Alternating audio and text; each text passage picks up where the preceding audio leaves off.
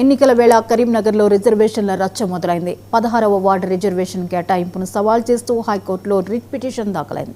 దీంతో justice విజయన్స్ Reddy bench అత్యవసరంగా విచారించింది. వార్డులో 25.49% ఎస్సీ జనాభా ఉన్న రిజర్వ్ చేయకుండా జనరల్కు కేటాయించారని పిటిషనర్ తరపు న్యాయవాది తెలిపారు. అయితే జీవో 9 14 నిబంధనల ప్రకారమే కేటాయింపులు జరిగాయని, పూర్తి వివరాలు సమర్పించేందుకు సమయం కావాలని కోరారు ప్రభుత్వ తరపు న్యాయవాది. దీంతో విచారణ ఈ నెల 22కు వాయిదా వేస్తూ కోర్టు తీర్పు ఇవ్వడంతో కరీంనగర్ కార్పొరేషన్ ఎన్నికలపై ఉత్కంఠ నెలకొంది.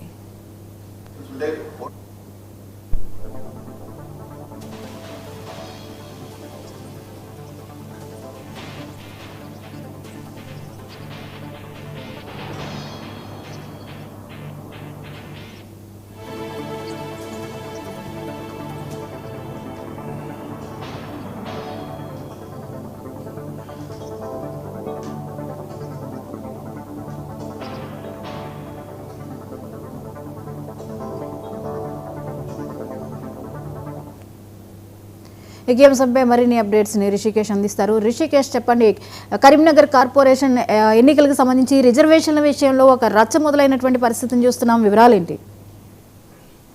జ్యోతి, మొత్తంగా కరీంనగర్ లో కార్పొరేషన్ లో ఎస్సీ రిజర్వేషన్ అంశం పూర్తిగా వివాదంగా మారింది.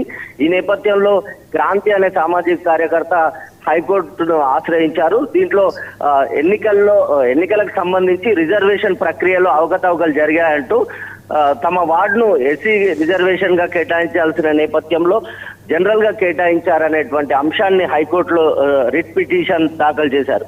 దీనికి సంబంధించి ప్రతివాదులుగా తెలంగాణ ప్రభుత్వాన్ని, మున్సిపల్ కార్పొరేషన్ తో పాటుగా సిడిఎంఏను కూడా జత చేశారు. అటు ఎలక్షన్ కమిషన్ తో పాటుగా జిల్లా కలెక్టర్, ఎన్నికల అధికారిగా ఉన్నటువంటి కలెక్టర్ ను కూడా 5 ప్రతివాదులుగా చేర్చారు. మొత్తంగా కూడా హైకోర్టులో నిన్న వాదనలు జరిగాయి.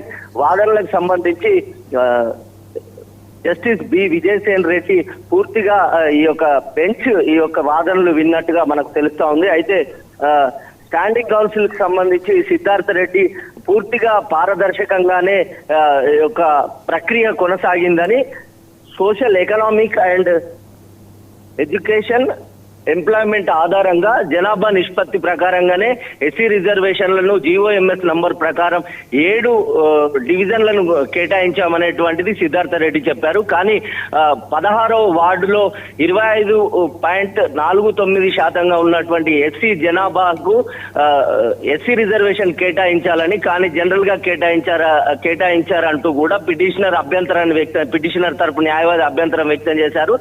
దీనికి సంబంధించి జరిగినటువంటి పూర్తి కేటాయింపులను రద్దు చేయాలని, ఎన్నికలకు సంబంధించిన స్టే ఇవ్వాలనేటువంటిది పిటిషనర్ తరపు న్యాయవాది కోరినప్పటికీ కూడా అటు సిద్ధార్థ రెడ్డి స్టాండింగ్ కౌన్సిల్ తరఫున పూర్తిగా పారదర్శకంగానే ఎన్నికల నిబంధనల ప్రకారం జీఓఎంఎస్ నంబర్ 9 అండ్ 14 ప్రకారంగానే పూర్తి స్థాయిగా పారదర్శకంగా రిజర్వేషన్ల కేటాయింపును చేశామంటూ కూడా ఎస్సీ జనాభా 16వ డివిజన్ కంటే మిగతా డివిజన్లలో ఎక్కువగా ఉన్నట్టుగా చెప్పారు. 4, 25, 30, 53 డివిజన్లకు 16వ డివిజన్ కంటే ఎక్కువ ఉన్నట్టుగా కూడా స్టాండింగ్ కౌన్సిల్ వాదించింది. ఈ నేపథ్యంలో ఇరుపక్షాల వాదనలు విన్నటువంటి జస్టిస్ విజయసేన్ రెడ్డి మరింత స్పష్టత కావాలంటూ కూడా ప్రభుత్వ తరపు న్యాయవాది సూచించిన నేపథ్యంలో పూర్తి ఆధారాలతో తనకు సమయం కావాలని కోరినట్టుగా తెలుస్తోంది. ఈ నేపథ్యంలోనే 22వ తేదీ గురువారంకు ఈ యొక్క తీర్పును వాయిదా వేసినట్టుగా మనకు తెలుస్తోంది. కానీ అత్యవసరమైనటువంటి విచారణలో హైకోర్టు స్పష్టం చేసింది. మోషన్ లిస్ట్ లో ఈ యొక్క కేసును పెట్టినట్టుగా మనకు తెలుస్తుంది. ఈ నేపథ్యంలో మున్సిపల్ కార్పొరేషన్ ఎన్నికలకు సంబంధించి బ్రేక్ పడనుందా, హైకోర్టు స్టే ఇవ్వనుందా, రిజర్వేషన్ల ప్రక్రియ పైన ఎట్లాంటి నిర్ణయం తీసుకోబోతుంది అనేటువంటిది సర్వత్రా ఒక ఉత్కంఠ నెలకొందని చెప్పొచ్చు జ్యోతి. మొత్తంగా అయితే మున్సిపల్ ఎన్నికలకు సంబంధించినటువంటి రిజర్వేషన్, కరీంనగర్ లో జరిగిన రిజర్వేషన్ ప్రక్రియ మాత్రం తీవ్ర వివాదాస్పదంగా మారుతోంది. దీని నేపథ్యంలో హైకోర్టు తీర్పు మాత్రం ఏ రకంగా రానుంది, అసలు మున్సిపల్ ఎన్నికలు జరుగుతాయా, పూర్తిగా హైకోర్టు స్టే ఇస్తుందా, ఈ రిజర్వేషన్ల ప్రక్రియ పైన ఎలాంటి తీర్పు రానుంది గురువారం రోజు అనేటువంటి ఒక ఆసక్తి అయితే సర్వత్రా నెలకొందని చెప్పొచ్చు Jyoti. Right, thank you Rishikesh.